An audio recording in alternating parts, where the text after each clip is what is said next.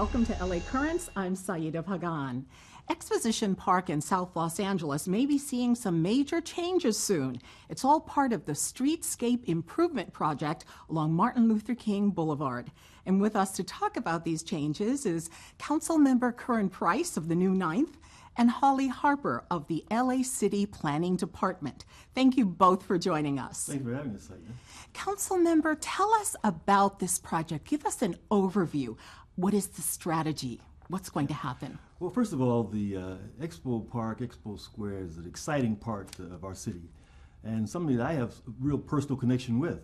In my youth, I can remember walking from my grandmother's house to Expo Park, either going to the Coliseum or playing in the play area or at one of the museums. And so it's always had a real special place for me. So we're excited to be making improvements, not only on King, but around the area, that will improve the safety, improve the mobility, and help move this streetscape into the 21st century.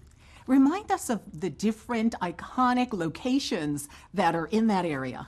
Absolutely. You've got the Coliseum, of course, home of multiple iconic events, a new soccer stadium that opened 2 years ago that has quickly become a iconic, they call it the Taj Mahal of soccer. In addition, there's a $1 billion project going on at the other part of the park, the Lucas Museum. It's going to be a tremendous resource, not just in CD9, not just in Los Angeles, but a world-class institution. But in addition, we've got the African American Museum in the park, the California Science Center is in the park, the LA History Museum, Natural History Museum is in the park, and they also are all planning expansion. So this is an exciting place to be, an exciting area. We're excited to see the changes being proposed along the avenues, Vermont, King, and Figueroa. And most importantly, we want community input to help determine how that occurs. And so we're going to be having a community meeting on May the 14th. We'll be talking more about that later. But the citizens will have a chance to learn more about the project and to express their support or concerns. A virtual town hall meeting online. Let me turn to Holly now. Holly, how were these particular streets chosen for improvements? And tell us the streets. Can you go through it? I know it's just proposed at this point. No, decision's been made. We want to get, we've had a few focus groups, but really the reason these were chosen, first of all, the council member did get a really good community benefits agreement from the planners of the soccer stadium to really improve the surroundings, especially on MLK. But the project really starts first from a public safety perspective. I'll say the extents are on Martin Luther King from Vermont to under the 110 freeway, and then on Vermont Avenue and Figueroa Street from Exposition as far south as 42nd Street. And the key thing in the public health connection is that all of these streets are on the city's high injury network. And what that means is they're about the 10% of the city's streets that account for the majority, really the lion's share of all of our serious injuries and deaths in the cities. And those are not only from pedestrians and bicyclists, but also car crashes. So it's really, it starts with public health, and I think I think we're really appreciating how much we do need sidewalks and breathing room. We were out there yesterday, and you really can't maintain 6 feet and have a conversation on MLK today. Yeah, and over the years, there's been a lot of disinvestment in our community, unfortunately. So the streets are in bad repair, sidewalks are inadequate. So this is an opportunity for us to step up, make the kinds of improvements that are going to be important and necessary for families, for our kids, for the community at large, and for visitors, for the millions of visitors that will be coming into this area on an annual basis. I'd like to ask both of you, what is the timeline for all of this? When could it start and when could it be completed? Well, we're really just, like I said, this is a planning phase, and the town hall, the virtual town hall we're going to have on May 14th is a really important step, and we want to urge everybody that can and has an interest to participate, because we want to take 3 different plan options, put them out there, and hear what people like, what they don't like, what they might be concerned or fearful about. And then our team, we have, I say our team, I'm with the Planning's Urban Design Studio, and we have a consultant group, Rios Clemente Hale. They're a terrific group based in South LA.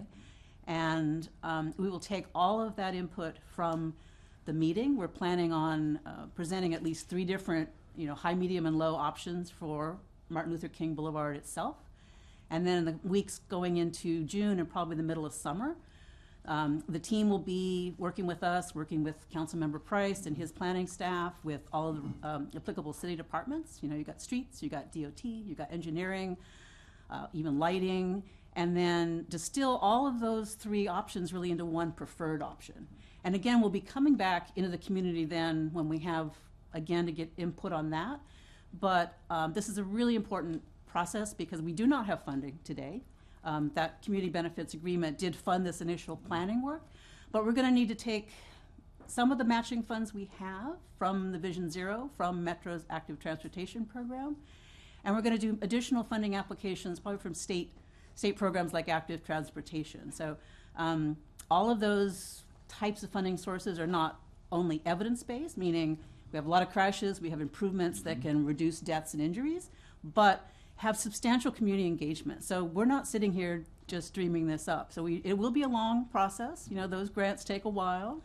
Yes. But it's going to be an interactive process. She mentioned the 3 plans that are going to be reviewed, and we're going to be looking at a sidewalk repair along the area, changes to the lanes, for the bike lanes, particular bike lanes, making sure that there's better signage, landscaping. There'll be a variety of choices that folks will have to choose from. And we want to get their ideas about exactly what they would like to see in these improvements. Right, and we know that there are growing pains in all of this.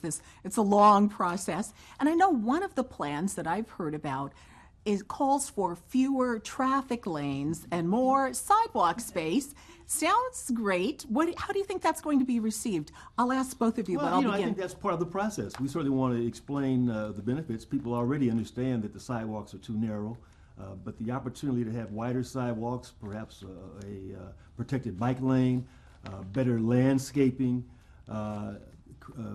more accessible curbs and streets, something that people will have to weigh. We think it's an improvement. We think it's going to improve the value, quality of life for people who are living in that area. But they're going to choose. They're going to make that decision and work with us as we make trade-offs to determine how important is safety, how important is accessibility, as we're talking about just not now, but in the future. Speaking of the community, how do you think all of this will be received? You mentioned you grew up close to that area. Yes. Tell us what you think the community is The thinking right now. community is excited about the explosive activity that's occurring around Exposition Park. I mentioned the renovation of the historic Coliseum, the new soccer stadium, the Lucas Museum, the activities going on with the museums, Natural Science, the History Museum, and also African American Museum. There's also been a number of commercial improvements around the area. The new Honda car dealership we talked about earlier. So these are local jobs. These are activities that are making a difference. It was referenced that funding from the soccer stadium was a community benefit toward the planning of this activity, and they, along with other major projects in the area and in our community, help provide these community benefits that benefit us all. What are you hearing? Do you have any stories that people have told you from the community when they hear that there's a plan in the works? Well, they're excited. Certainly they were excited about the plans for renovating the Coliseum because there was a local hire component, and folks in the neighborhood had a chance to work on that job.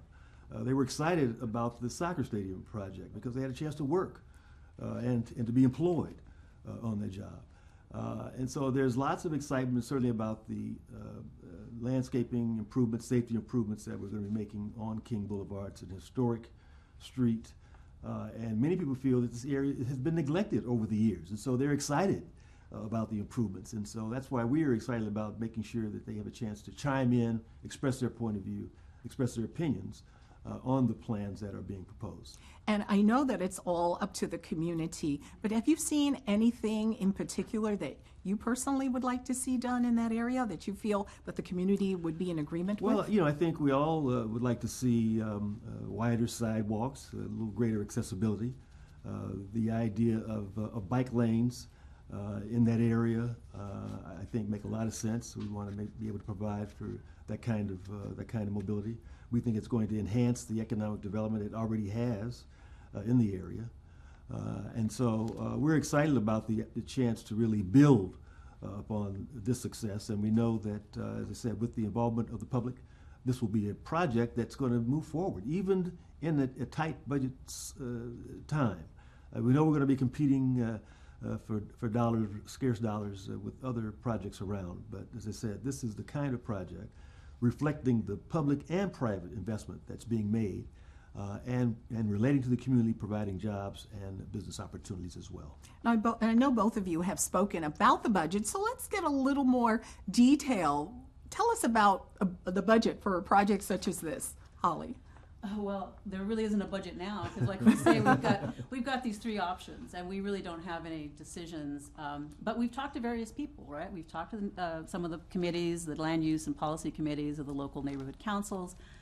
We've talked to some of the people out at Curren Price hosted a table out in front of that. I also don't want to leave, people are excited, you know, improvements are great, but before we leave that question, I don't want to gloss over that there are considerable fears. I mean, I think change, you know, is always, oh, change. And sometimes the first thing out of people's mouths when I talk about this, and I even talk about bicycle lanes, or I talk about taking a lane of traffic, it's like, oh no, I mean, that's my commute. What are you trying to do to me?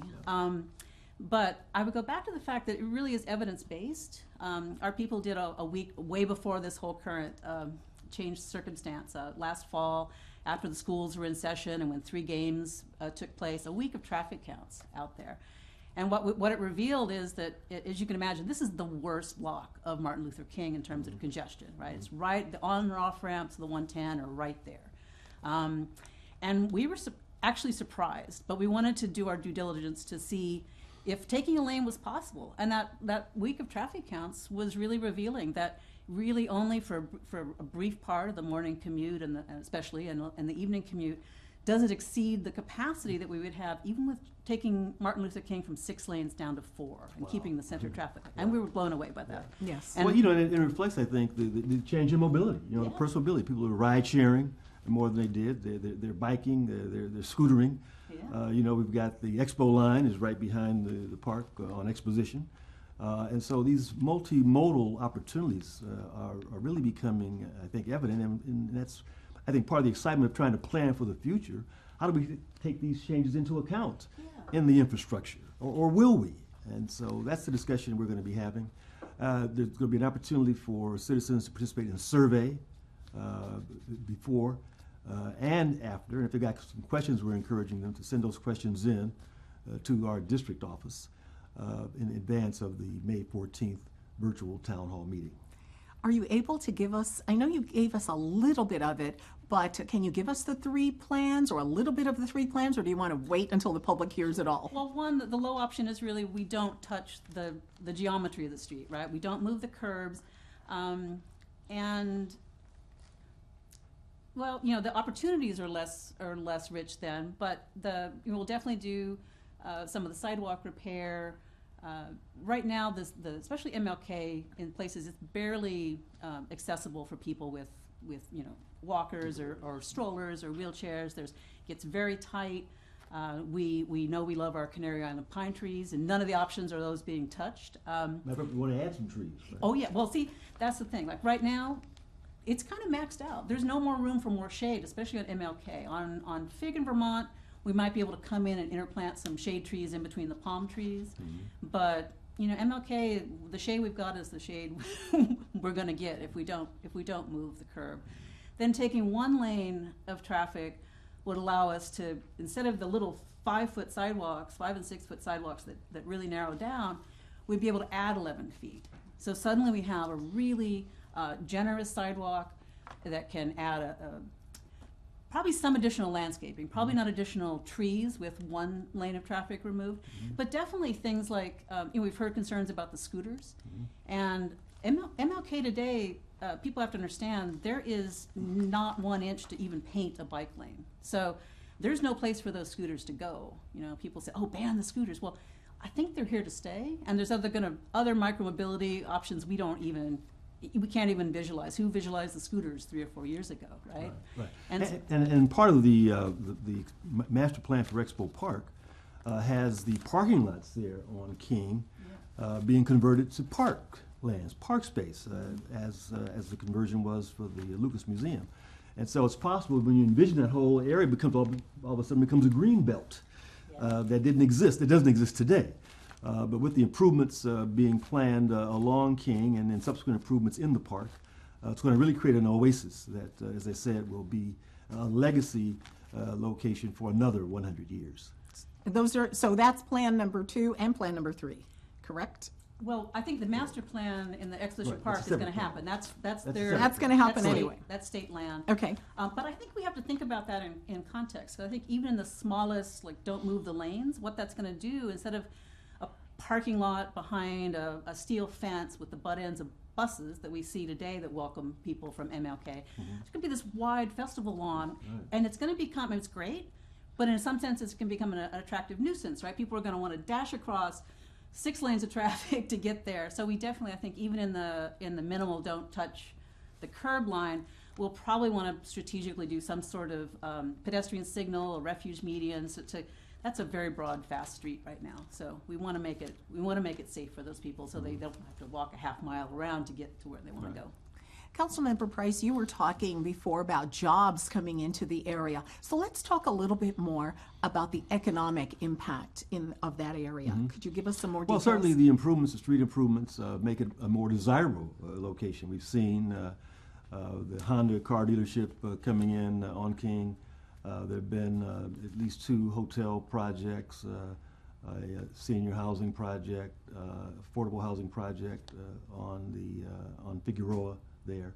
And that whole corridor, I think, is benefiting from an explosion of economic development activity. We're excited about being able to negotiate in all of these projects a local hire provision, for example. We're excited to, whenever we can, include a small or local business in the project. And so we think it has a holistic effect, bringing resources to the area, bringing access to the area, and then making it easy for people to get there. And so that's part of our mobility challenge. We're concerned about safety, we're concerned about accessibility, and we're concerned about planning for the future. And we were talking about this. This is one of the busiest areas of the city. Can you give us any stats on that? How busy it is in terms of pedestrian traffic or whatever? Automobiles, well, just how busy how does it rate? It certainly is a major intersection, an off-ramp there for the 110 freeway, for example. Figueroa, both Figueroa and is a major north-south corridor, King, a major east-west corridor. You added that we see traffic dropping a little, but it's still a lot of traffic. You know, I think one of the amazing things that I've really been blown away with, if you're on Figueroa and it's the hours leading up to a game night at the stadium, oh my goodness, there is no room on that sidewalk.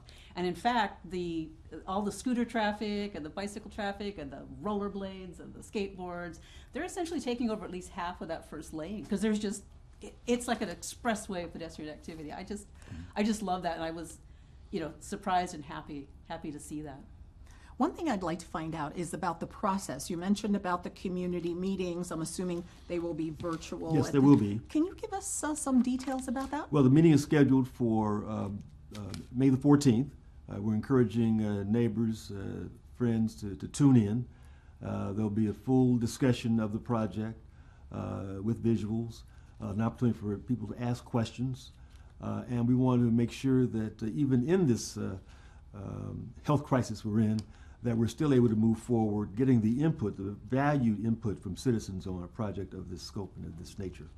But if you have any questions about it, though, please feel free to contact my office, area 213-473-7009. That's 473-7009, and we'll be able to provide you with all the details. And I'm assuming that this is just one of many town hall meetings that there will be in the future. Absolutely. This is going to be an exciting project moving forward. We look forward to community input throughout that process. And so, yes, this is the first in a series of meetings about a project that's going to transform our community. Speaking of transforming the community, I'm assuming if it does happen, which I'm sure it will, 5 years from now it's going to look different. How would you envision it looking in 5 years, council member? Well, I would envision it being green. I think if we're able to adopt one of the proposed changes, we'll see some bike lanes, we'll see wider sidewalks. We may see little parklets. We may see different landscaping. And I think you'll see people being able to move more efficiently across Figueroa, across King, getting to the park, whether they're walking or getting the bus or in a wheelchair. We want to make it more accessible, and we want to make it safe. And so that's why we're excited about these proposed improvements, and we're looking forward to input from the community to see exactly how we move forward.